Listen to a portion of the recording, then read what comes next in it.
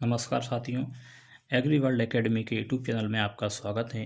कक्षा 12वीं एग्रीकल्चर के विद्यार्थियों के लिए मैं फसल उत्पादन जो निश्चित ही आपके बोर्ड एग्जाम 2023 में आने की संभावना है और 100% आपको सफलता दिलाएंगी। जिसमें आज हम यूनिट फर्स्ट पढ़ रहे हैं, जिसका नाम है जल निकास। तो देखिए साथियों, पहला क्वेश्चन देखते हैं क्या है। जल निकास की परिभाषा, यानी जल निकास की परिभाषा किसे कहते हैं। तो परिभाषा देखते हैं।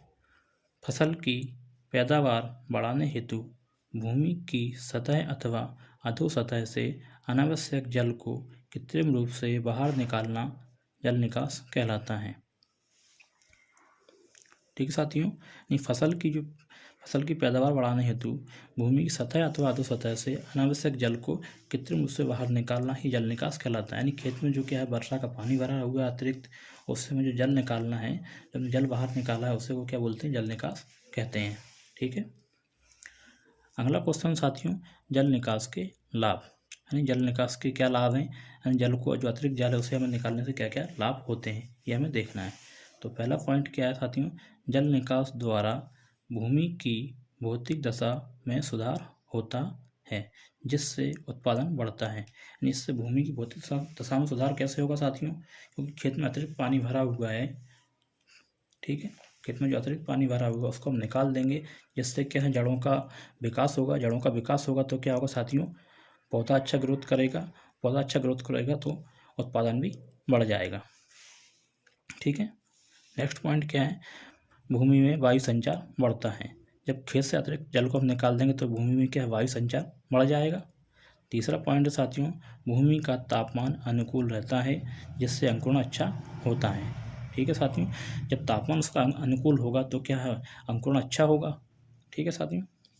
नेक्स्ट पॉइंट है, भूमि क्षारीय अथवा अम्लीय होने से बच जाती है। यानी इसका मतलब क्या है, जब खेत में अतिरिक्त पानी भरा रहेगा अधिक मात्रा में तो भूमि दलदली होगी, अम्लीय हो जाएगी, इससे भूमि खराब हो जाती है।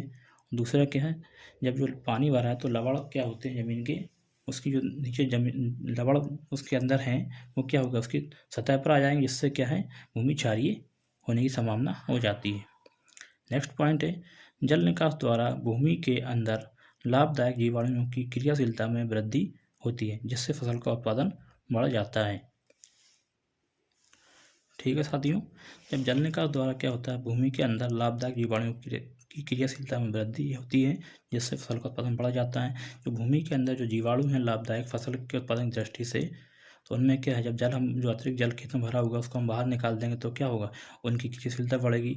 उनकी क्रियाशीलता बढ़ेगी तो जो फसलों के लिए क्या आवश्यक तत्व उपलब्ध करवाएंगे, जिससे क्या फसलों का उत्पादन बढ़ेगा। ठीक है साथियों। अगला क्वेश्चन है साथियों, जल निकास की प्रणाली, यानी जल निकास की कौन कौन सी प्रणालियाँ होती हैं।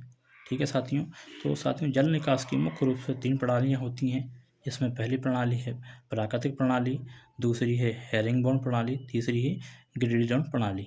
तो देखते हैं प्राकृतिक प्रणाली में क्या होता है। प्राकृतिक प्रणाली, इस प्रणाली में नालियाँ भूमि के प्राकृतिक ढाल के साथ साथ अपनी दिशाएं बदलती रहती हैं तथा अंत में मुख्य नाली द्वारा नदी या तालाब में पानी को छोड़ती हैं। तो प्राकृतिक प्रणाली जो है, इसमें जो खेत का ढाल जिधर होता है उसके हिसाब से नालियाँ अपने आप बन जाती हैं। ठीक है, जिधर उसका ढाल होगा उस साइड मुख्य नाली बन जाएगी, मुख्य नाली रहती है, और जो सहायक नालियाँ उससे आगे मिलेंगी और इसके जो मुख्य नाली है उसके द्वारा नदी या तालाबों में इसके द्वारा पानी ले जाकर छोड़ दिया जाता है साथियों। दूसरी प्रणाली है साथियों हेरिंगबोन प्रणाली। हेरिंगबोन प्रणाली में क्या होता है, इसमें जो मुख्य नाली होती है वो खेत के क्या होती है, बीचों बीच में बनी होती है, खेत के बीचों बीच बनी होती है, और जो सहायक जल निकास नालियाँ होती हैं इसमें आकर मिल जाती हैं। तो देखते हैं, इस प्रणाली में मुख्य नाली खेत के बीचों बीच बनाई जाती है एवं सहायक जल निकास नालियाँ इसमें आकर मिल जाती हैं, जिससे जो सहायक जल निकास नालियाँ आके मिली हैं, जो मुख्य नाली होती है इसके द्वारा पानी नदी या तालाब में जाके छोड़ दिया जाता है। ठीक है साथियों। अगली प्रणाली है ग्रेडिजन प्रणाली। अगली प्रणाली है आपकी ग्रेडिजन प्रणाली। इस प्रणाली में मुख्य नाली खेत के उस सिरे पर बनाई जाती है जिसका धरातल नीचा होता है एवं सहायक जल निकास नालियाँ इसमें आकर मिल जाती हैं। यानी ये जो ग्रेडेड प्रणाली है बिल्कुल आपकी प्राकृतिक प्रणाली के समान ही है, क्योंकि इसमें मुख्य नाली खेत के निचले सिरे पर बनाई जाती है और जो ढाल होता है निचले सिरे की ओर होता है, तो जो मुख्य सहायक जल निकास नालियाँ उधर से पानी लेकर आएंगी और मुख्य नाली में लाकर छोड़ देंगी। और जो मुख्य नाली है इसका संबंध तालाब से होगा या नहर से होगा या नाले से होगा या नदी से होगा। तो इस प्रकार से ये 3 प्रणालियाँ आपकी हो गई हैं। पहली कौन सी है? प्राकृतिक, दूसरी हैरिंगबोन और तीसरी है आपकी ग्रेडेड प्रणाली। ठीक है साथियों, अगला क्वेश्चन है जल निकास के उद्देश्य, यानी जल निकास के क्या क्या उद्देश्य होते हैं। तो पहला उद्देश्य है जल निकास का सबसे महत्वपूर्ण एवं प्रमुख उद्देश्य उपज को बढ़ाना है। यानी सबसे महत्वपूर्ण उद्देश्य क्या है जल निकास का? उपज को बढ़ाना है। ठीक है साथियों। दूसरा क्या है? भूमि को दलदल बनने से रोकना। यानी भूमि में अधिक पानी भरा रहेगा तो क्या हो जाएगी? भूमि दलदल हो जाएगी, जिससे फसल को उगाना कठिन होगा। तीसरा पॉइंट है भूमि की भौतिक दशा में सुधार करना।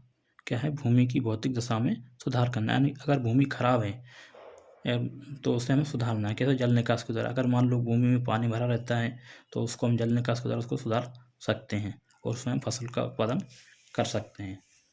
ठीक है साथियों। अगला पॉइंट है भूमि में उचित तापक्रम बनाए रखना। क्या है? भूमि में उचित तापक्रम को बनाए रखना है। नेक्स्ट पॉइंट है साथियों भूमि में हानिकारक लवणों को एकत्रित न होने देना। जो भूमि में हानिकारक लवण होते हैं उनको एकत्रित हमें नहीं होने देना है, क्योंकि जो बारिश का पानी गिर रहा है तो उसमें जो लवण आते हैं बह के आ जाते हैं, तो उससे क्या एक जगह पे इकट्ठे हो जाएंगे तो लवण की जो परत है उसकी खेत की उस पर बन जाएगी, जिससे क्या है भूमि खराब होगी और फसलों का उत्पादन नहीं हो पाएगा। तो क्या है? हमें भूमि में हानिकारक लवणों को एकत्रित ना होने देना या नहीं होने देना है। नेक्स्ट पॉइंट है साथियों लाभदायक जीवाणुओं की क्रियाशीलता में वृद्धि करना है। जो लाभदायक जीवाणु होते हैं जल निकास के द्वारा हमें क्या करना है? उनकी क्रियाशीलता में वृद्धि करना है। इससे क्या होता है? जब खेत में पानी भरा रहता है तो क्या होते हैं उनकी जो लाभदायक जीवाणु उनकी क्रियाशीलता कम हो जाती है, जिससे फसलों का उत्पादन अच्छे से नहीं हो पाता है। अगला पॉइंट साथियों भूमि में वायु संचार को बनाए रखना है। क्या है? भूमि में वायु संचार को बनाए रखना है। भूमि में वायु संचार होगा तो क्या फसलों का उत्पादन अच्छा होगा, जिससे पैदावार अधिक होगी। धन्यवाद साथियों। वीडियो आपको अच्छा लगे तो लाइक, शेयर एंड सब्सक्राइब जरूर करें और आपके जिस टॉपिक में आपको समस्या हो वो आप कमेंट बॉक्स में कमेंट करें, जिससे मैं आपको प्रोवाइड करवा सकूं। धन्यवाद।